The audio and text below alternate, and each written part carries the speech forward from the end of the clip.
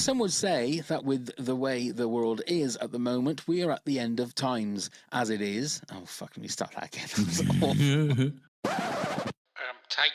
Now, some would say that with the way the world is at the moment, we are at the end of times as it is. But cinema has a rich history of imagining what things would be like in a post-apocalyptic era.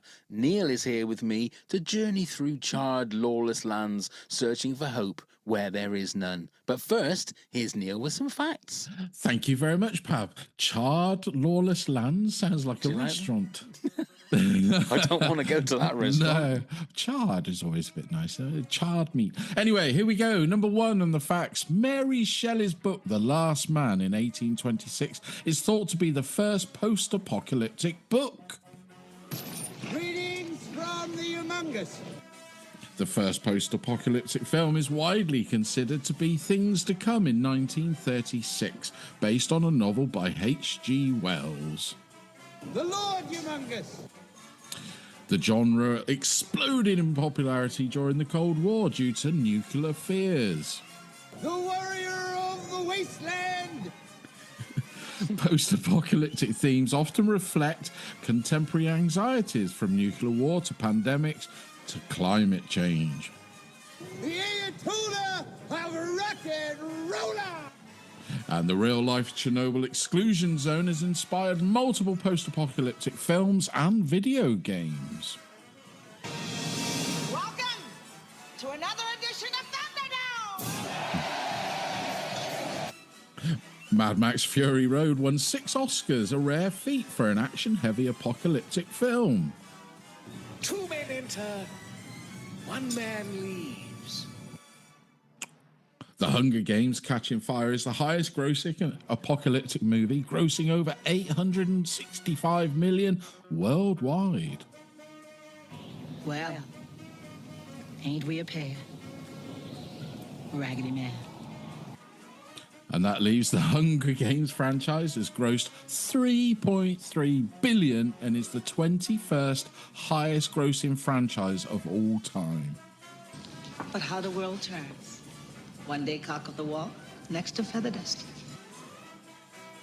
Waterworld is considered the most expensive post-apocalyptic movie made, $175 million in 1995, which would equate to roughly $375 million today.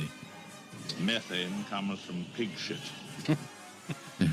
And Mad Max Road Warrior is considered the best post-apocalyptic movie, coming top in numerous film and TV magazines. You can shovel shit, can't you? Love it. Love it. Love it indeed. Post-apocalyptic movies. I'm here with Neil. Hello, Neil. Hello, Pav. Nice to see you as always. And to see you is nice. Lovely. Yeah, so I mean, what do you class as a post-apocalyptic movie? What are your rules for a post-apocalyptic? I mean, it might sound like a very stupid question. Probably, but my rules is that it would have to be. How do I describe a post-apocalyptic movie? So to me, it's going to be somewhere that's been desolated. So I'm not always going to say Earth, so it can be on a planet that was once a thriving population, has been desolated, and the action takes place on there. Let's say like that. So something like a zombie outbreak, would you class that as post-apocalyptic? Yeah. Oh, some you of would? them, Okay. Some of them could be. Now, that's interesting. Only where the story's at in it. So I would consider The Walking Dead, the TV series, post-apocalyptic because it's all happened and the world's wiped out. Yeah. But something like Dawn of the Dead, where it's new, let's go back to the original, not the remake, where it's new and it's all happening there, probably not. I would say that's pre-apocalyptic. That's quite hard to say. It is pre-apocalyptic. Right. So that's the gauge. So I like after the destruction rather than before. I will think that everybody's versions of it would. I mean, again, we always say that what your top tens are right, and if that's how you want to play it, that's how you want to play it. But overall, do you enjoy post-apocalyptic movies? Because I mean, look, they're not barnstorming comedies normally. I mean, normally they're not. They're quite. I do. As you say, desolate is the word for it, aren't they? Depressing. I do enjoy them. I do. There's a lot that I really like. Like some of them, I think are really, really really good. Yeah. It's hard to describe, isn't it? So, where am I? Sorry, I'm getting a bit tongue-tied. I was going to go down an avenue, and I thought I'm not going to go down that avenue right now. You don't want to show your hand too early, do you? No, I was going to spoil. I was going to spurt my load a bit too quick. Yeah, I suddenly thought I need to pull back from what I'm about to say now. Yeah, but yeah, I love an apocalyptic movie. I do. Some of them aren't easy watches, and I enjoy that. Yeah, and some of them I rate really highly. They might be on my list. They might not be. Yeah. But I rate them really highly. But yeah, they're not enjoyable, and they're not something I would watch again. No. Does that make sense? Yeah, that makes sense. Or would watch loads. Yeah. And what gets me with post-apocalyptic movies is I have got at least one of my movies, maybe two, that would be in my top 20 movies of all time. Right. But there are also post-apocalyptic movies some that I've seen that are some of the worst movies I've ever seen. Yes. I mean, you could say that about any genre, couldn't you? Yeah, really? yeah. But there are some very bad ones. But there was a whole glut of them in the 80s, weren't they? These video ones. I quite enjoyed them, and I have a real guilty pleasure of them. You know, like your Bronx Warriors. Yeah. What was it? Warriors from Atlantis or something. I always remember watching, and stuff like this, where it was like trying to be the Mad Max ripoff of the time, and they did it time and time again. And like I said, I quite enjoy them, but it's not something I would consider a great movie. Yeah. Okay, before we do anything else, let's do this. Lisa's Challenge. What the fuck are you saying? Thank you, Lisa. How many do you think we're going to have the same? How many duplicates? I'm going to put 3, because some of mine on here, I think maybe not with yourself. Okay. Okay. I'm going to go... See, I think I've been quite controversial with my top 10. Which I love controversy. Yeah, or controversy, whatever. Controversy, what you're saying. I'm going to say, which may be controversial, but I'm going to say 5. Okay, well, that's say cool. Half of our top 10s are going to be the same. No, well, I hope they are. I think I can see 2 in mine that I think you'll definitely have. I can see. I can see 3 that I think we will definitely have. Okay. And there is a couple there, but my controversy / controversy will become apparent as we go along. So, go on then, Neil. Hit us with your number 10. So I don't know whether you've ever seen this one. It's 1975. A Boy and His Dog. Don Johnson. Number 1. Don't spoil it. Don Johnson as a young man. A Boy and His Dog. Yeah. If you've ever seen this, check it out. Never heard of this one. Young Don Johnson. Nor had I, but do you remember... Did you just say a young Dong Johnson? Dong Johnson, yeah. Yeah, Don Johnson. A Boy and His Dog. Yeah, it's a very good film. So it's obviously set after a nuclear war or something, and there's a boy who talks to his dog, but sort of, through his mind... They communicate, and it's just them two pretty much for the whole of the movie, probably the 2/3, and then things happen. I don't want to spoil it because it is such a good movie and works out really well, the whole thing. Now, do you remember Movie Drone? It used to be, yeah, I think so. Alex Cox did it, and then Mark Cousins. Okay, and they used to show all sorts of different films, and I was an avid watcher. I watched anything they put up, unless I'd seen the movie loads of times. I would always listen to what they had to say and give it a go. Well, this was one of those movies, so I videoed it and watched it, and I thought, do you know what? This is a powerhouse of a movie. This is really good.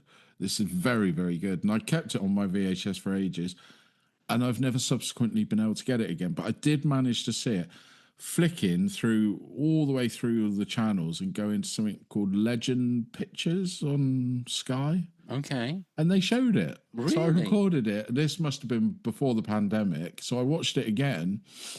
And I still loved it as much. I mean, some of the outfits and some of the designs and everything, of course, is dated. It was made in 1975. It's not going to be. Yeah.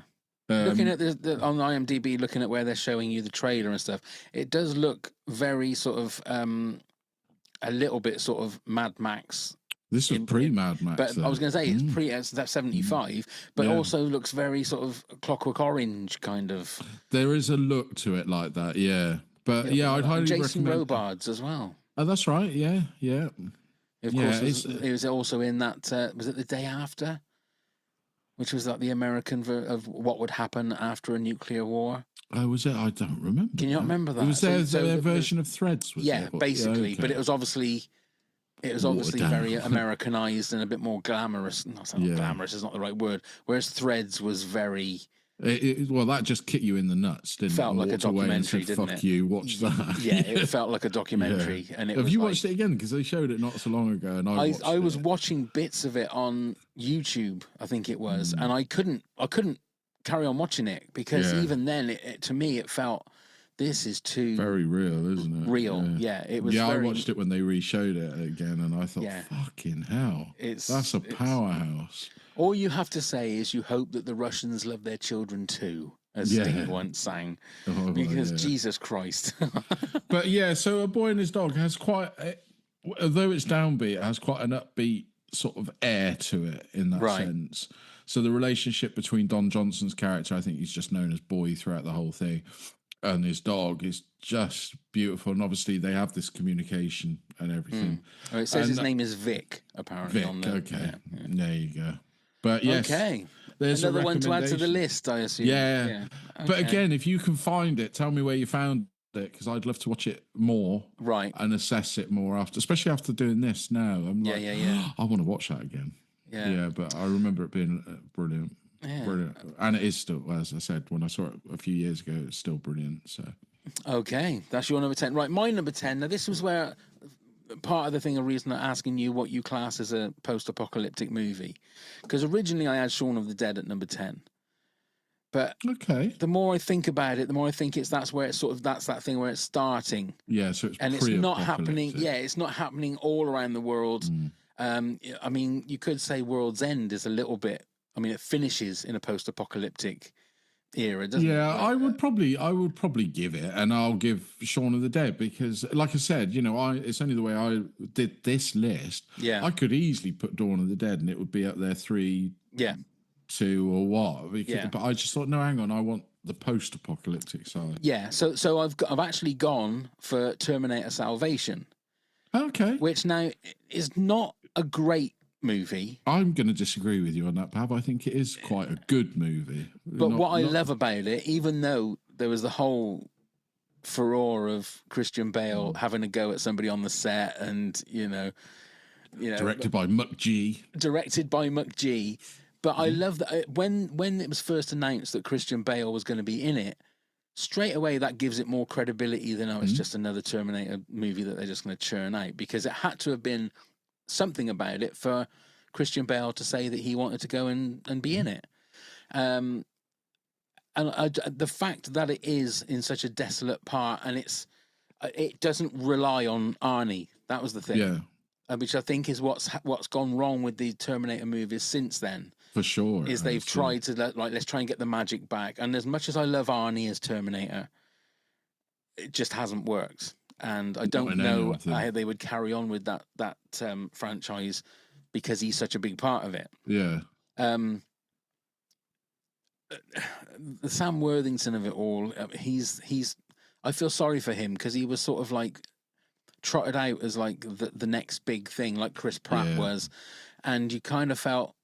I mean, I always thought that he was German or something, because it always felt to me like he sounded like he had a European accent. When he was talking. But the special effects are amazing in it. And they've held up really strongly. really, really strongly. Yeah. I mean, Arnie, spoilers, does make a cameo appearance. But it's a fitting cameo. Yeah, and it fits well, and it's not actually him. It's the Arnie from the original Terminator. Nice little callbacks. Come with me if you want to live, and all that kind of stuff. And it didn't rely really on the special effects. It was more the story of Sam Worthington's character trying to get to where he needed to get to find out who he was, basically. Well, I totally agree. So you I completely agree. I'm actually a big fan of this film, and this is after a recent reassessment again. Had a lot of time on my hands recently to watch movies, but I always did, and I rewatched it because it's shown quite regularly on Sky, and I thought, okay, I'll sit down and rewatch it, and I did, and I thought that film is so much better. It's the best Terminator sequel after T2. So it's the third best by a country mile. Yes, absolutely agree. And I think it works really well. And Sam Worthington plays his role well. I actually like the guy. He's in a really good monster flick, Rogue. If you've ever seen that about the giant crocodile. Yes. In Australia. I think that is such a strong film. And he crops up in a lot of movies, not as the star. No. The Andrew Garfield one, where he's the... is it the conscious objector? Where he doesn't want to fight. Hacksaw Ridge. Hacksaw Ridge. He's really good in it. And in these little bits that he's in, he's really good in. And he plays a bad guy. He was in something I watched not so long ago, and he was the bad guy. And I thought, he's really good at that as well. Yeah. So I think he's a good actor, and he's in probably the biggest movies. Well, he is in the biggest Avatar, movies of all time, isn't he? And he's got a bigger role in the new one coming. Indeed. Fire and Ash, is it called? I think it is. Fire and Ash, like with all avatars, the trailer makes it look so shit.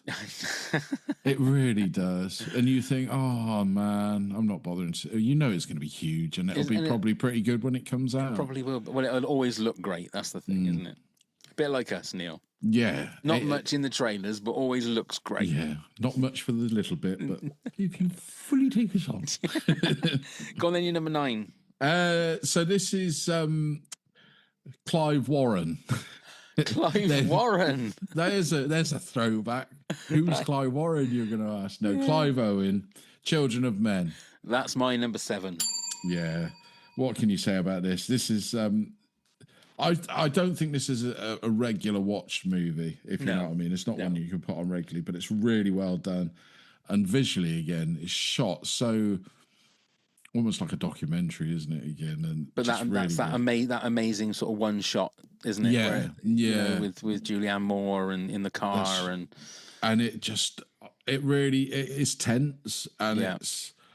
I didn't watch this at the cinema at all. It was one of the ones when I was working at Blockbusters that was given to me. I'd read about it, and I sort of looked at the back and I was like, oh, it just seems depressing, but it's not. It's not depressing, but it's tense. It keeps you on the edge of your seat. And and if anybody's wondering why I called him Clive Warren, if you watch the Ricky Gervais show, the podcast, or you could watch it with Carl Pilkington, that's what Carl Pilkington calls Clive Owen. Yeah. I came to this movie really, I think I only watched it maybe 7 or 8 years ago.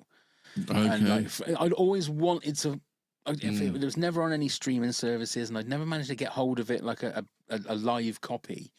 And then I think it just came up on Sky, and I thought, I've got to watch it. And I was just mesmerised by it from start to finish. But it's not a movie that you could say, I've watched that 10 times. Yeah, it's not that sort of movie. No, and a lot of these movies are like that, I think. I mean, well, a couple of them I'll say are not, but... Yeah, I've got a couple that, on my list further down, which are just fantastic movies, but you think, I'm not watching that regularly. Yeah, so that's our first duplicate, Children of Men. Your number 9, that's my number 7. My number 9, I'm going for Snowpiercer. Okay. It's Chris Evans and who's the young kiddie? Jamie Bell. I always feel like Jamie Bell is the Spider-Man that we never got. You always feel that he could have been Spider-Man. I bet he was up for the audition. He must have been. God only knows. He's very Tom Holland-esque, isn't he? He's very... Or would you say that Tom Holland is very Jamie Bell-esque? Well, probably that way, because Jamie Bell obviously being the original Billy Elliot and doing it on stage and everything, so... It's you've obviously seen this movie, yeah? Yes. Yeah. And the TV, I watched the first season of the TV show because it had Davon Diggs, who's in Hamilton. Right, was the lead, and it wasn't as good as as the movie. Isn't Sean Bean in it as well? In the TV show. Is he in the TV show? Yeah. But Tilda Swinton's in the movie and plays this like sort of outrageously broad character. Almost a cartoon character, Ed Harris. But it's basically about this train, like the world's gone to shit, and this train just travels around the world all the time, 24 hours a day. And the rich people live at the front and the poor people live at the back. The rich people have all the food and the poor people are just eating scraps, fucking like Soylent Green or something. And they don't know quite what it is they're eating. And they decide that they're going to have like a mutiny and an uprising and try and fight their way to the front. And Chris Evans is great. I think he's really good. I mean, this was sort of like deep in his Captain America sort of career. And it flopped in this country quite. Well, it took ages to come out, didn't it? It did. But it's a great movie. It's I don't mean a pun on the train moving fast, but it's a fast-paced, moving film. It's got some really to if anybody in the back of the train does anything wrong or tries to escape, then they stick their arm out of the hole in the side of the train, and then the arm will freeze, and then they just smash it, and then that's how they punish people. Ewan Bremner's in it, Octavia Spencer, John Hurt's in it. Oh yeah, I've got John Hurt's in it. Yeah, so there's quite a few people, and it's just a really good fun movie, but again, it's got dark moments in it. It's held together, I think, by Chris Evans. I think he's a really good leading man in this. Yeah. But I think Tilda Swinton sort of steals the scenes that she's in. She has these sort of buck teeth. She has this, I think it's broad, like Yorkshire accent. That's right. She really looks like she's in a completely different movie. Like she's in this slapstick comedy movie because she's such a broad character. But overall, really, really good film. It is, yeah. It's. Do you know? I must watch it again. My guilt show. I'm going to sound like a right nerd. I've only seen it once. Yeah, I think I've seen it twice. But, yeah, I need to watch it again. It's been a while, but yeah, I did thoroughly enjoy it. I was going to watch the TV show, but I might not bother actually. It's got mixed reviews, hasn't it? The TV it did, show? And the thing is, it draws the story sort of out a lot more. So if you've watched the movie, you know what the end game is and what's going to happen. But they kind of, because it's like, I don't know how it is, 10 episodes in a season or whatever, it's drawn out a lot number. So you kind of think, oh, come on, get on with it. You got to be careful, haven't you, what you do on a TV series. Yeah. So that's my number 9. So you're number 8 then, Neil. So this is one of the ones I think we might have joint. 12 Monkeys.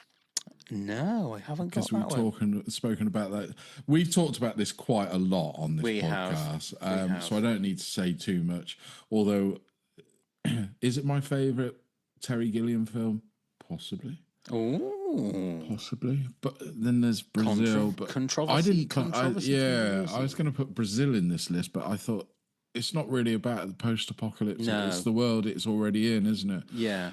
But yeah, it's a great performances by Bruce Willis and Brad Pitt are fantastic. Everybody involved is fantastic. Clive Warren. Clive Warren. It's beautiful for the. It's visually beautiful, visually great, and just reminds you what a great director Terry Gilliam is. And he should have been given far much more money to just go and blow on these things, because they're showing Baron Munchausen on Sky now. Oh, are they? And I've rewatched it. Oh, well, I just thought I enjoyed it when I went to sit at the cinema when it first came out. Watched it again, and I still really love it. I've never seen that all the way through. Watch it. Oh, it's just a great kids film with very Gilliam kids film. Right. You're like, whoa, hang on, this is a bit bizarre. Yeah. But it all fits into place. But I'm not here to talk about Baron Munchausen. No. We're talking about 12 Monkeys. I mean, to be fair, thinking about it, would I say 12 Monkeys is a better movie than Terminator Salvation? Yeah, probably it would.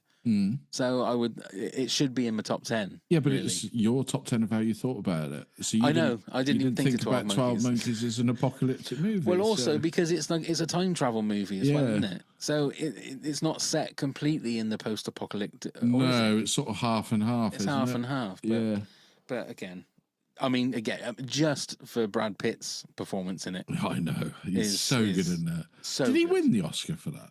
I know he was nominated. I don't think he did. He should have, really. Well, now more than I look at it. Look now, and I have to look. 12 Monkeys. I don't know whether they... Would he have got He got nominated for 2 Oscars. Yeah, got nominated, but didn't. Yeah. Best actor in a supporting role and best costume design. So there you go. Yeah, I was going to say, the more you think about it, the more you think, but actually, Brad Pitt should have probably got that. Yeah, I mean, it's a great performance. It's just so, just switched, you know, and just switches from one sort of thing to another. And he does it so well, doesn't he? Everything. It's so well. Okay, so that's what's that, your number 8. My number 8, I'm going for Wall-E. Ah. I mean, it is, the first 25, 30 minutes where there's literally, there's no dialogue at all. There isn't, just squeaks and buzzes. It's just it's just all sound design. But what I find, it's a beautiful film. It's a love story. It's a beautiful love story between Wall-E and Eva, the other droid or whatever you want to call it.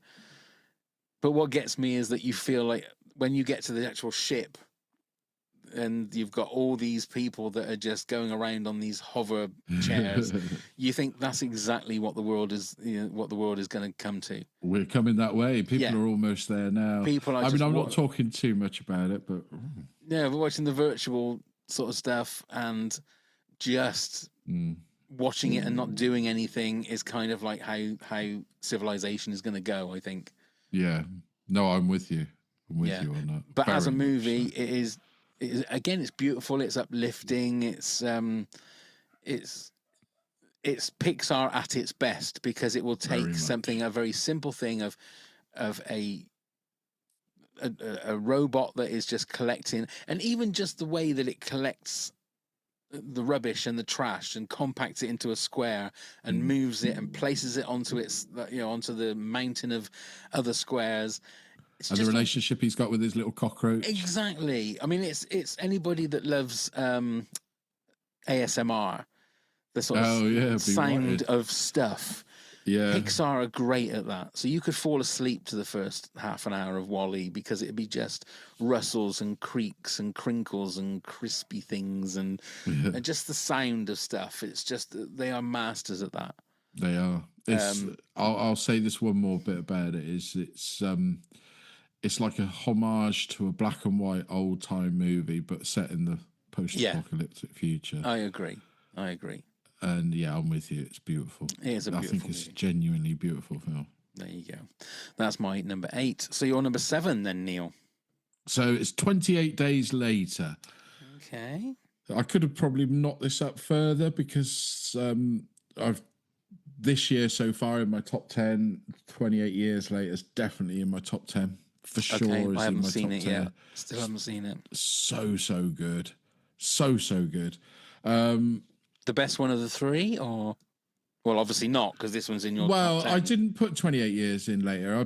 I wanted to put all 3, because they all have elements, right? I wouldn't say it's the best, because I think the opening 2/3 of 28 days later is probably still hands down one of the best guerrilla filmmaking, terrifying experiences.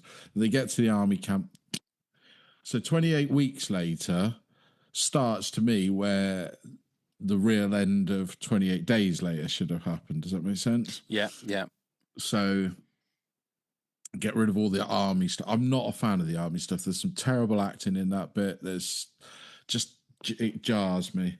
And then likewise with 28 weeks later, you've got the opening with Robert Carlyle and all of that set piece. And then it almost becomes a bit of an action movie, the bit with all the Jeremy Renner stuff and that. Not that I dislike Jeremy Renner, it jolted. And I thought, this isn't where we're at. And then 28 years later, without saying too much, has moments in it. You're a bit like, oh, okay.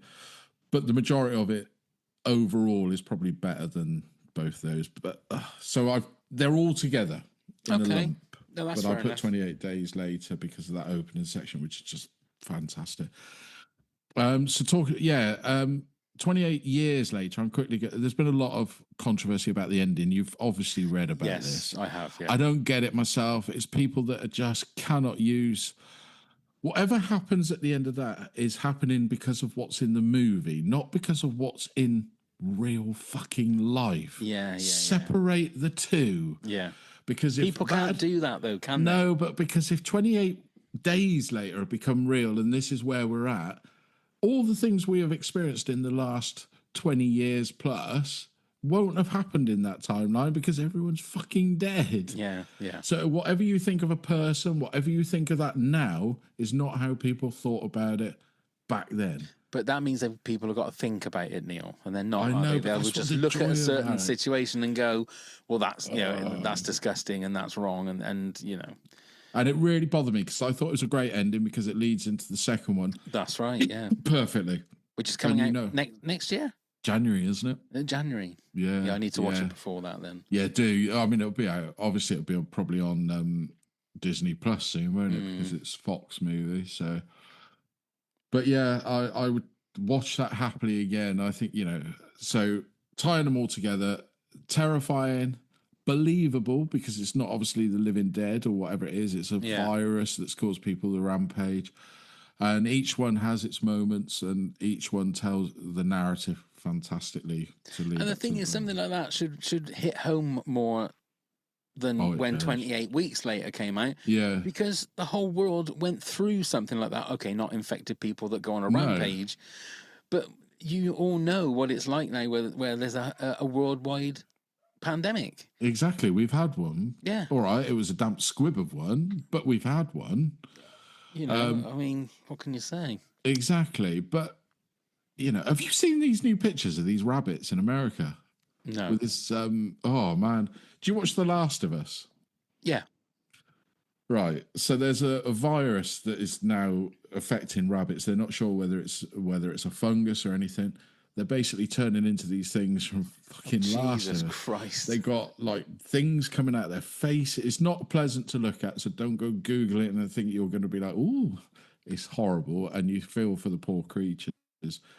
That's worrying more than anything else that's going on in the world. Why is nobody noticing this? But anyway. I blame AI. Okay. Yeah, I blame Starmer. Okay, that was your number 7. My number 7 was Children of Men. So back to you for your number 6. This is the one that I thought you might have. The Mist. No. Oh. Again, I wouldn't class that as a post-apocalyptic. Okay. It's just that area, isn't it? It's not like it's. Well, I suppose spoilers. Yeah. I mean, you don't know that until the end, do you? Yeah. And the whole thing is that they feel that they're the only ones left, don't they?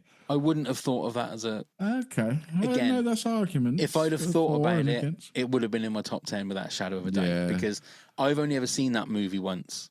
Yet whenever I talk about it, I tell people they have to watch that movie. You haven't watched the black and white version? So I haven't watched the black and white version because the coloured version was bad enough for me. Yeah. Just the gut punch of the ending is something that and I've watched like Schindler's List 3 or 4 times. So I have on regular repeat. So the fact that I've only seen The Mist once, because I do not want to put myself in that situation of watching like the 5 of them in that car at the end. I mean, it's probably up there with one of the most downbeat endings you'll ever see. The absolute most downbeat ending I think you've ever seen. Well, I've seen it a couple of times now, and I prefer the black and white version. I think it holds up really strongly. Apart from Norbit. The end of Norbit was really downbeat. The start of Norbit made me really depressed. Yeah. But yeah, we've spoken about it on here time and time again. It's a powerhouse. It's Frank Darabont doing what Frank Darabont did fantastic. Where is he gone, Frank Darabont? I don't know. Just retired, I suppose. He's done what he needed to do. Probably can't get anything else financed in today's age. He's not doing Marvel. But he's made his money, isn't he? So yeah. But yeah, that is a good shout. That is a good shout. And to be fair, like I say, a bit like 12 Monkeys, it probably should be in my top 10. I understood that I get that, but I'm not going to judge you. Well, that's very kind of you. Funny you should say that, because my number 6 is someone that would judge you. Oh. Because my number 6 is Dread. I didn't even think of that. And obviously, it's not the Sylvester Stallone Judge Dredd. No, this is the Carl Urban one that was just called Dread. Again, another link to Alex Garland. Didn't he write it? I think he did. He did. I will double check that. It was just... Now, I think it came out after... oh, Christ. The Raid. It did, but everybody compares the two. It's the same kind of thing. It's basically a level shoot 'em up where they've got to get to the big boss at the end. Yeah. But the way that it was shot with the slow motion of like when they use the drug and stuff like that, graphic violence. But that was the thing. It wasn't like comic book violence like the Sylvester Stallone was, with a bit of comic relief and stuff. It was good, hard, solid, just badass fucking violence, you know. And it's a movie that I'm still amazed that they never released, that I never did a sequel to. I'm trying to look and see. Oh, it was written by John Wagner. Okay. Oh, sorry, screenplay by Alex Garland. Sorry, yeah, it was created by John Wagner, Carlos Exguera. That's who judged. Yeah, so it was written by Alex Garland, directed by Pete Travis. Because everybody thought they just ripped off The Raid, didn't they? And I say, well, does it really matter? I don't think they did, but does it really matter? They're both great movies. They're great. And They're completely different. I asked why they hadn't done a Dredd 2. The budget was $50 million, and it grossed $41 million worldwide. Wow. So it lost $9 million. It must have made that by now, because loads of people cite how much they love that film, and it rented really well. Obviously, yeah, it just made $13 million in the US. Right. It's crazy. Absolutely crazy. But yeah, Lena Headey was Mama. That's what I meant. Yeah, she was the bad one, and she was a bad bitch. She really was. she was a bad bitch. Yeah, so that's my number 6. Great choice. I totally forgot about that. That probably would have been in my top 10. Well, there you go. See, we would have had 4 now if we'd have both done all those ones. Anyway, it's time for this. Pop quiz, hot shot. It's quiz time. So, Neil, here we go. I'm going to give you the taglines to some posters to post-apocalyptic movies. You need to tell me what the name of the movie is. Are you ready? Ready. Okay. Welcome to the 23rd century, the perfect world of total pleasure. Total Recall. Way wrong answer. No, it was Logan's Run. Oh, shit. Okay. Logan's Run with Jenny Agutter. Oh, I love that movie. I think that was one of the first pair of boobies I think I'd ever seen on a screen. Was Jenny Agutter's. That was only a PG-rated film. Unbelievable. But I must admit, the concept of that frightened the shit out of me. It's horrible. That once you got to 30, you went to Carousel. Is it 30 or 25? No, it was 30. 30, is it? Yeah, it was 30. Because I can remember being like 25 and thinking to myself, I've got 5 years left. I've got 5 years left. We'd be like gone for the last 25 years. We'd have been gone. Unless we escaped like Michael York. Indeed. That's a good film. That is a good film. That is a good film. Number 2, 1997. New York is a walled maximum security prison. Breaking out is impossible. Breaking in is insane. One of the great popcorn cheese fest, great fun movies, Escape to New York. All right. I'll give you that. It's Escape from New York. Oh, from New York, sorry. It's a bit different if you want to escape to New York. If you want to escape from New York. But I'm going to give you know what I mean. Kurt Russell. I love it. I even quite enjoy Escape to LA, apart from that awful surfing. Oh, God, that is one of the worst. That and Pierce Brosnan in James Bond when he's doing the surfing. Always paragliding or whatever it is on the water. Yeah. Anyway, number 3. In 20 years, women are infertile. No children, no future, no hope. But all that can change in a heartbeat. Children of Men. With Clive Warren. Clive Warren. Oh, wrong. That one. All right. Well done. It's the year 2022. People are still the same.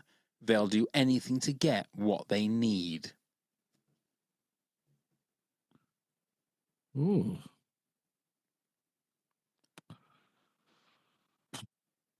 I don't know. No, I genuinely have no idea. So this would have been made in the 60s, maybe. Right. So the fact they picked 2022, which was like 3 years ago. Yeah, Amiga Man. You got the right actor. Soylent Green. All right. Silent Green is people. People. Number 5, The End Begins. Oh. The End Begins. The End Begins. That rings a bell. It's not. I just no, just throw me again. The End Begins. We have mentioned this movie already. Have we? One of us did have this in our top 10 so far. Terminator Salvation. All right. Well done. Number 6, a romantic comedy with zombies. Shaun of the Dead. All right. Well done. Number 7, Fight Your Way to the Front. Ooh. Fight Your Way to the Front. Think about it.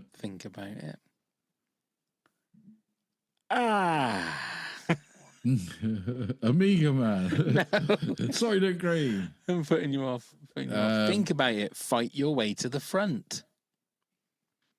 Again, we've spoken about this movie. It's in one of our top 10s. I can't really think now. No? Can't think. No, go on. Way wrong answer. Snowpiercer. Oh, frick. Yeah. Number 8, the year is 2013. One man walked off the horizon and hope came with him. So take it it was apocalyptic in 2030. Well, the year is 2013. Yeah, one man walked off to the horizon and hope went with him. One man walked off the horizon. And hope came with him. Terminator. Way wrong answer. No, it's The Postman. Oh, shit. Kevin I've never Costner. seen that. I've never seen that. Never seen it. No. Number 9, when there's no room in hell, the dead will walk the earth. That's Dawn of the Dead. All right. No, it's not. Was it Night of the Living Dead then? It's is Day it? of the Dead. Okay. I mean, it's not semantics because it's a completely different film, but Right, yeah. you were close. But on the right ballpark. And number 10, just one man can make a difference. Amiga Man. Way wrong answer. No, it was Mad Max 2. Okay. But 5 out of 10, mate, 50%. I'll If hold we could my all head go up. through life just getting 50%, I reckon we'd be happy. Yeah. Maybe. Certain things you don't want to do 50%. But Like what? wow. Sex? You don't want to do 50% of sex. I don't know. If you just get it half in, that's better than not in at all. Yeah. Isn't it? That's my excitement levels, just getting that half in. Yeah. That's me done. Just the tip. That's all you need. isn't Just it? the It's tip, sir. Just the tip. Anyway, back to work, which sounds like my sex life now. You're number 5, Neil. So this is the one I was talking about. It's such a good film, but so depressing that I think the 2 times that I've ever seen it are probably the only 2 times that I might sit down and watch it. Is The Road. I've never seen it. McCarthy's book with Viggo Mortensen, sorry, burping. And it is depressing beyond belief. It Right. really is. So why? Because that's all I've heard about that movie is that it is just one of the most depressing, if not the most depressing movies. Why? So you're after the apocalyptic event, whatever it may be, whether it doesn't tell you, whether it's a nuclear bomb, whatever. Right. A father and son are just basically survivors and trying to make their way through America. America has become this wasteland where people have become savages, a lot of them. The people they meet, you think are normal and turn into other things, which not turn, but are other things. They're all human. So it's all a relationship of where humans have gone and become extreme. So it deals with cannibalism, it deals with, sexual violence, all sorts of things. And, when you feel that you can trust people, and this probably will equate to people's real lives now, I suppose, in certain aspects of the world, you think you can trust people and then they prove to be non-trustworthy. And there's no sort of glimmer of hope. The happiness comes when they find light they're able to have a wash. You know, that's their joy. That you know, they're having to. They use KFC, those wipes that they used to give you. That's what they clean themselves with. It's really well done. But it's filmed very down, and it's supposed to be. I mean, I've never read the book, but apparently the book is a lot more depressing. Probably why I'll never read it now, because I haven't seen the movie. But saying that, it's a really good film. It's just a hard film, and maybe it doesn't affect other people like that. It might not. I'm not saying it will do for everyone, but most people, and if you read the reviews online, everybody's saying probably the most downbeat film. Well, I can think of others that surpass that, but yeah, it's a hard watch, and it's only a 15 certificate in the UK. It's not like it's out there. It's just so downbeat. You're not gonna be rolling in the aisles, as they say, laughing. Do you find that we're desensitized to that kind of stuff with things like because like Walking Dead, the couple of the ones that I've got, well, one that I've got coming up as my number 5, is the same thing. We've got somebody traveling, and everybody they meet, It's an arsehole, really. Yeah, and they're all just out being horrible, nasty people because that's what they've become in this wasteland. It's hard to put you. Yes, it's in that vein, but it's the way it's filmed. It's the way it's written. It's whereas you think like some of these things are very depressing with the road, it's very real. It's would like you recommend? You could imagine. Would you recommend? Oh yeah, I would very much recommend watching it. Very much. To be honest, if it didn't make you feel it doesn't make you feel low and depressed, but it doesn't lift your spirits. You're going to be afterwards like, oh Jesus. And if it didn't have that feeling, it would have been a lot higher up on my list because the direction in it is superb. The performances are out of this world. Right. And you really feel for them. And Viggo Mortensen is so good in this. So good. He's a great actor. People forget how good he is when you see him in things. You know, Eastern Promises, how good he is in that. History of Violence. I know they're both Cronenberg films and that, but I only watched that for the first time a couple of months ago. What, the History of Violence? History of Violence, yeah. Oh, it's good. And I'd seen like there'd been like clips chucked on my TikTok feed page or whatever, and I thought there's been a few movies that I've watched all of a sudden because they've been like I watched Flight, the Denzel Washington movie, a couple of nights ago, which I'd never seen before. But I'd seen clips. A graphic opening, isn't it? Oh my god, it's one of the most amazing like plane crashes I think I've ever seen. Like brilliantly done. But I'll say so that was your number 5. My number 5, talking of Denzel Washington, is The Book of Eli. Oh, okay, yeah. Which I only saw again. That was not long ago. Did you know the twist before you saw it? I did know the twist before. And did it affect? Well, obviously, no, it didn't. It didn't because I thought it's very well done. I was looking in regard. Pardon the pun. If anybody's never seen it, sorry about that. But I was looking to see if you would notice. If you watch it a second time, that particular twist. I thought Gary Oldman was great in it, but again, it's Denzel Washington in a post-apocalyptic world, traveling and coming across people, and everybody has maybe look like they're either in trouble or look like they will help you or they need help, but they've all got ulterior motives and they're all just horrible people, and it almost feels like that trope now for post-apocalyptic movies is just that's what post-apocalyptic movie is about. You've got a hero against a load of people that are trying to take the power or just living their lives how they feel that they should be living, or how they want to live it, and it's tough shit if you happen to come across them. But as we did in my top 10 living actors, Denzel Washington's my favourite actor, and I think every time I see him in something that I haven't seen him in, just adds to that. I watched Gladiator 2, obviously that dropped not so long ago, and he's such a good thing. He makes that film bearable. Yes, I agree. Because the rest of it is fucking dreadful. He is Denzel Washington. He genuinely looks like he's having fun playing that. It's like, this is a movie I shouldn't be in, but I'm just going to have fun and I'm going to tear up the scenery and I'm going to just really go for it. Well, it's like we've spoken about before, the Equalizer movies. How good are they? And he's 70. How is he 70? And they're making 4 and 5 back to back. That's what I read, with the same directors as well. Yeah. Director, sorry. And I think he's... as somebody who came to action movies quite late in regards to that kind of action movie, all three. I mean, when we did our top 10 trilogies, we hadn't seen Equalizer 3. That would be up there in my top 5. I think. Yeah, I'd be in that. Yeah, without a shadow of a doubt, because they are all solid, great movies.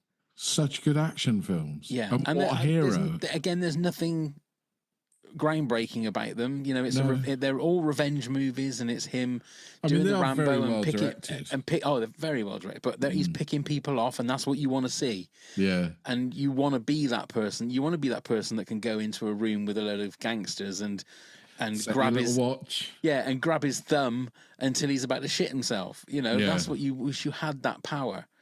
But yeah, Book of Eli. I still think the first one probably edges the other two. I agree. But I agree. Yeah, he's just fantastic. He's so good. Fantastic. So always good. Watchable. Yeah. So the Book of Eli is my number 5. That's a great film. I'd forgotten about that. I need to watch that again. I really do.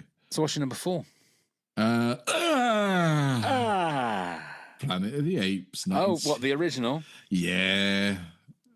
So these last 4 to me are all very strong films. Very strong films. So everybody surely who likes cinema has seen Planet of the Apes, knows the twist and everything. But yeah, what a great film. Still holds up today. You maniacs. You maniacs. God damn you all to hell. That bit where they do that. The only bit you hear it in the movie is when he's swimming. Oh, is it? You know, when they all strip off and get in the pool, he dives in and comes out and goes, Always makes me laugh. I'm going to have to watch that. But yeah, what is there not to say? It's a great movie. It's a classic sci-fi movie. It's post-apocalyptic like you wouldn't believe, and then some. Great film. But you don't know that it's post-apocalyptic until the end, do you? No, you don't realize. It's a big spoiler, isn't it? Yeah, but I mean, what is it? 1967? No, I'm not saying we are, but it was the classic big spoiler. Everybody should know it, but now everybody's parodied it from The Simpsons right through to everybody. Yeah, I think it's a great movie. It's one of those ones that I'll watch whenever it comes on, and I'm happy to sit and watch it. Again, for 1968, there's quite a lot of nudity in that film. You see a lot of Charlton Heston's ass. Ass. And it's quite brutal. Oh, yeah, absolutely. It really is. Absolutely. I mean, we were all terrified, weren't we? But even though it said Planet of the Apes, when always remember seeing it, I was probably far too young to probably understand it in that sense. But I was terrified because I kept saying, "What's that chasing them? Is that monsters?" And of course, obviously, apes. That was 1968, not 67. Yeah. The one thing that always got me, I can remember watching it as a kid, and it ended up making my nose keep doing that. Oh, yeah, because they keep doing that. It made my nose feel uncomfortable. And then all of a sudden, I'm sure my mum said something about, or my dad saying, "You look like those bloody monkeys in Planet of the Apes," because I kept doing that all the time. And that was like a nervous tick. Oh, don't start it again now. Otherwise, I'll have to keep calling you Caesar. Was it Caesar? No, it wasn't. Was it back then? He was already gone. He was the statue. Cornelius, wasn't it? Cornelius, wasn't it? Roddy McDowall. Roddy McDowall was Cornelius. Zera, Dr. Zeus. Zeus, yeah. Wow. But it's a great story, great film. IMDb here has got James Whitmore, President of the Ass. And then ... So I don't know what that was supposed to be. President of the Ass. President of the Ass. Oh, I can't get into that. I don't know what that is. Maybe they put it in the wrong thing. That's Planet of the Arses. Maybe it was. So that was your number 4. My number 4 is Mad Max Beyond Thunderdome. Ah, okay. But I know people have a problem with Mel Gibson, obviously, because there are certain things that he said and whatever, but I don't. Mel Gibson is or at least was a movie star. You know, he may be doing his direct-to-DVD stuff these days. Well, he's got to pay the bills, isn't he? Exactly. But he was... I mean, this was when they moved Mad Max into like the proper Hollywood, big budget kind of movie. It's so much fun. What year was this? 85? It must have been around that time. It must have been mid-80s.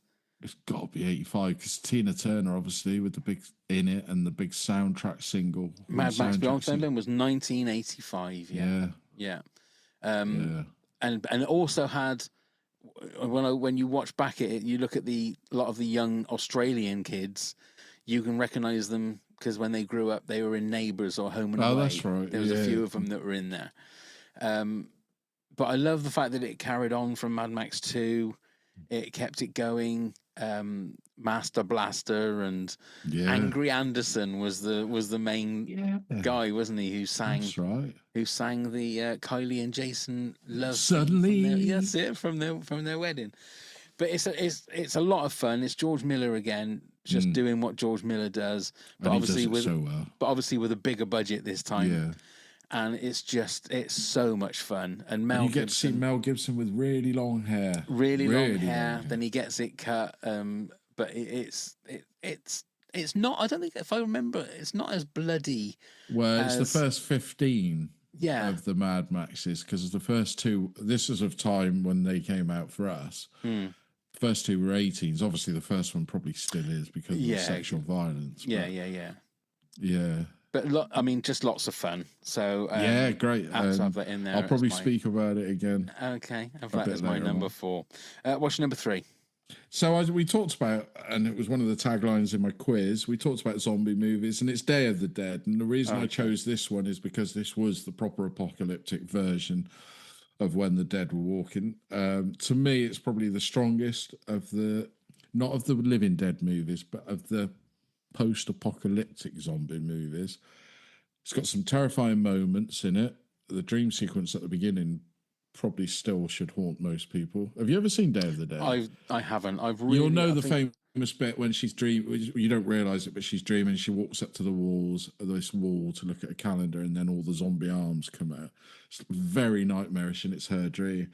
And then obviously they're in a bunker, and they're getting zombies to see whether they can do anything with them. They've got Bub, who they're slowly trying to train like a pet, and you get a relationship with that. It was the first one where the gore looked real. Right. So with Day of the Dead, it's very gory, but the blood is very blood, and it's very red, and you're almost like, oh, that's almost comic. But whereas this one, there's like, for instance, there's a scene where a zombie is on the table. The the professor or scientist doing an experiment on him. He rolls over and his whole innards just fall out. Oh, right. But it's the way it's done. You're like, ooh, yeah. That looks a bit too real. And it's tense. So it's got typical sort of Romero's sort of look in it. You know, you've got the complete arsehole who's in the Survivor thing, and he's a mad fucker and you hate him, and he gets his comeuppance, and then it's terrifying. Because I don't know about you, but I find the slow zombies scarier than fast zombies. There you go. Yeah, I do. There's something really... I think it's a generational thing, because when I speak to like my son and the younger generation, we talk about zombies, they're like, no, the fast ones are terrifying. And I'm like, no, they're just at you and it's all blah, blah, blah. Whereas the slow ones, you know, you can get past a couple, but if there's hundreds, it becomes terrifying. It just feels like it's inevitable. They're still going to get you no matter what. They're slowly just coming. No, it's slowly, like that creeping dread. Catchy monkey. Yeah, so Day of the Dead is really strong. The first three, like I probably put, I can't remember now, it's been a while, but in our movie trilogies, I think the first three hold up as so strong. So what's that? Night of the Dead? Night of the Living Dead, Dawn of the Dead, which is probably the best, but for reasons I said, it's not post-apocalyptic. It's and Day of the Dead. And Day of the Dead, which is very strong, very strong. And I think that's like 1985. But I've never seen any of these apart from the remakes at the cinema at all, the big ones. I'd love to. We need to go back to having like the trilogy, the movie nights where they put the three on back to back and you can go and watch it. I'd love that. We don't do it in this country and we don't do it enough. But no, it's a strong movie, Day of the Dead. That's a good one. Okay, I do need to get in and watch those, because I think I've watched Night of the Living Dead, Yeah, which hasn't aged particularly well. No. In the sense of, like, the zombies aren't very scary. The premise is scary, but... And Zack Snyder did the remake of Dawn of the Dead, didn't he? Yeah, which is okay until the baby's the one born. I watched as well, But then he which is speeded okay. the zombies up again. Yeah, and yeah. we're like, stop speeding zombies up. Yeah, stop getting zombies wrong. Wrong. Yeah. Okay, my number 3, then this is going to be controversial because it is classed as one of the worst movies ever, but I fucking love Waterworld. I'm sorry, I just do. I think Kevin Costner is a great action star in this movie. It is a lot of fun. Dennis Hopper is great in it. It's got some really, really great action moments in it. And do they still not do all the stunts at Universal from Waterworld? Or does that finish? I think that stopped. I think that has stopped. I, mean, I don't know whether it went for years, didn't it? It might be at Universal in like LA. But we went to that. Maybe. I don't remember seeing that. No, I'm not sure. Yeah. I'm not sure whether they've stopped it or not. Yeah. But it is. Like I say, I'm a massive Kevin Costner fan anyway, and I don't understand the shit that movie gets because it's a lot of fun. I mean, Dennis Hopper is great as a villain, but he's chewing the scenery. He's playing it as broad as he can. And Kevin Costner as a revenge kind of silent, superhero, not superhero, but a hero, is just great. He's just he's so good. And it's original. And it's original, and it's like all the money is up there on the screen. Yeah, apart from the end with that seagull, which is one of the worst backdrops you'll ever see in your life. It's bizarre, that shot. Yeah, very. But I'm with you that it's a great movie. I mean, it's not in my top 10, but I've never dissed on it. I saw it twice at the cinema because I enjoyed it that much. So I'm with you. I think it's a great action film. I wonder what kind of. I know that they said that it lost a lot of money, didn't it? Didn't it recoup a lot of its money now? I think it did in the end. It was a bigger hit at the cinema than they initially thought. Let me have a look. I think it didn't make money, but it recouped all its money back. But I know that it was like you said, it was one of the most expensive movies. Well, think about the Simpsons parody right back in the day that Milhouse goes to play the Waterworld game. And it says $15 a go, and he puts all the quarters in. He moves one step, game over. Yeah. Well, it was a budget of $175 million, and it grossed worldwide $264.2 million.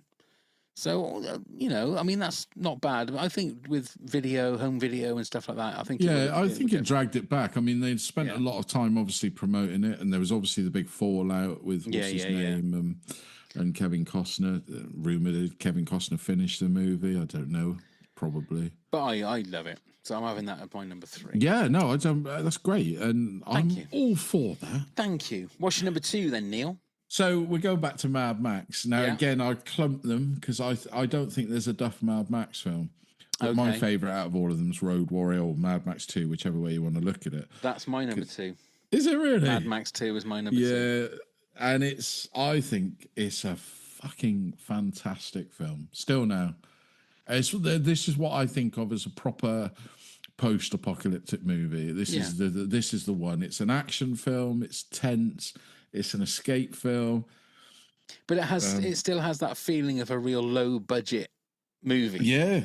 But the fact that they're all doing those stunts on those cars for real is just worth it. And also the way that George Miller does like those quick sort of close-ups on the characters, which is like a real George Miller move. He does that all the time. I just love the way his style of movies. He does, doesn't he? He just makes them fascinating, and things are really speeded up as well in some bits, but on purpose. That. And I think it's great. And I mean, have you seen the sequels? Like, obviously you saw Mad Max Fury Road. Have you seen Furiosa? I have seen Furiosa. I really like Furiosa. It wasn't a patch on Fury Road though. No, by far not. But I don't think it's as shit as people have been telling me it was. And Chris Hemsworth was great in it. Barely recognisable as well. I thought he was great. And he was really good. Yeah, I really enjoyed that, and I think Fury Road's up there as one of the finest movies of our last decade. So, I put Mad Max 2 because it is my favourite of the bunch, but I'd like to collectively clump them together, really. Okie dokie. Well, that's that. I mean, that's my number 2 as well. So I've got Mad Max 2 specifically as my number 2. So we've got 2 the same so far. Yeah. Okay. So what's your number 1? What's your number 1 post-apocalyptic movie, Neil? Okay, well, you've spoken about it already, and this will surprise some people. It's Wall-E. Oh, I thought you was going to say Waterworld then. No, Wall-E. It's genuinely Wall-E. Like I said before, I'm not going to say too much because we spoke about it when you were talking as well. It reminds me so much of the old magical MGM old films, those wonderful films. It's a stark warning to where we're going as a society. It really is. It's beautiful love story. The characters are charming, and there's not a duff frame in the film. No, I don't ever put that on. And I only managed to get Jen to watch it recently. She'd never seen it because she thought it was boring. She's fallen in love with it. Has she? Yeah, I would quite possibly, we could put it out there as probably the greatest Pixar movie, I think. Oh. I saw it in the pictures. I took Joe when he was little and took him to see it. The girls didn't want to come when I was married. So it was just me and him. We came out and said how wonderful it was. And they all said, oh, I wish we watched it now. But it is, absolutely great. So that was my number 8, but your number 1. Yeah, well, a lot of people might be surprised. There's a 5-star movie through and through. Oh, yeah, there's no two ways. Without a doubt. Yeah. And I'll give you this, Neil. Because well done. You won Lisa's challenge. You said 3, didn't you? I did. Yeah, so Wall-E, Mad Max 2 and Children of Men. So well done. Ah, nice. Because obviously I've already got Wall-E. I mean, I could be pedantic because my number 1 is Mad Max Fury Road. But you've tagged all the Mad Maxes in together. I did, but I put my favourite to the top. Yeah. So. But as we were saying, Mad Max Fury Road, it's everything. The thing I was saying that was controversy is the fact that 3 of my top 4 are Mad Max movies. Why not? Beyond Thunderdome, Mad Max 2 and Fury Road. Yeah. I think as post-apocalyptic movies, like you said, they are like the quintessential post-apocalyptic movie. Yeah. They're the godfather of the post-apocalyptic movies. I completely agree with you. Completely agree. So well done, Neil. Well done. Well done, you as well. Well done. Do I get a prize? Do I get to kiss Lisa? Unfortunately, well, you can do it virtually. Yeah, so there you go, Lisa. Okay, some honourable mentions. David Berger said The Salute of the Jugger and just got a long-awaited fresh 4K transfer. Oh, is it? Rutger Hauer. Oh, is that what it is? Yeah, it's Rutger Hauer. It's I've seen that. I've forgotten about that. It's been a long time since I've seen that. Yeah, it's about this sort of they're a team of like, it's not football. The game is whatever it is. Is it Jugger? I don't know what they call it. I can't remember. And they go around doing this fighting game, and then it's the story of all of it. It's good. It's good. Yeah, okay. Our old podcasting friend that used to be on Just Films and that, Alice. I know Alice. Oliver. I love her handle on Instagram. It's at Alice Oliverpool. I love see what you're doing. She said Mad Max Fury Road, so hello, Alice. Yeah. At Real Talk said I'm probably too late, but give me Shaun of the Dead and The Road and Tank Girl. See, I'm not so sure about Tank Girl, I'll be honest. And the legend that is Jeff Flores says number 10, Total Recall, 9, Wall-E, 8, Shaun of the Dead, 7, Zombieland, 6, Judge Dredd, 5, The Matrix, 4, Dawn of the Dead 2004, but 1978 is just as good, but I have watched the 2004 more. Number 3, 28 Weeks Later, waiting to see 28 Years Later, 2, The Book of Eli, and 1, Mad Max Fury Road. I like the other Mad Max movies, but this one is really better than both of Mel Gibson's movies. Well, there was 3, yeah. But the Fury Road, I took my kids before they were 15 to go and watch that. You're such a rebel and a renegade. How did I get them in? I just bought the tickets online, scanned them, and walked them in. I don't know how you do it, Neil. So much so, my daughter loves the Mad Max films now. But it's because you don't live by the rules, do you? No, I'm wayward. I'm a post-apocalyptic personality. You tweak the nipples of rules, and you fart in the face of administrations, don't you? Oh, I wish. I really do. Don't say it like that. Yeah. That's it, Neil. We did it. Post-apocalyptic movies episode 191 in the bag. Lovely. I wish I could. I'm gonna have to, for the YouTube channel, I'm gonna have to get like a sound effect there, like you've gone and thrown something in the basket. So that's It's been an absolute joy. Obviously, you can listen and hear Neil's dulcet tones telling you everything you need to know about all the gubbins that you can see in the show notes. Click a link, come and join, come and be a podcast top head. We do have our 200th episode, special live episode coming very soon, which will be, I'm sure, a complete mess, but it'll be fun no matter what. But with that, it's time to say thank you very much, Neil. Thank you very much, Pav. Thank you very much, everyone. It's always a pleasure to have you on, mate, as you know. And to everybody else, thank you for watching and listening. And please, let's go start the countdown.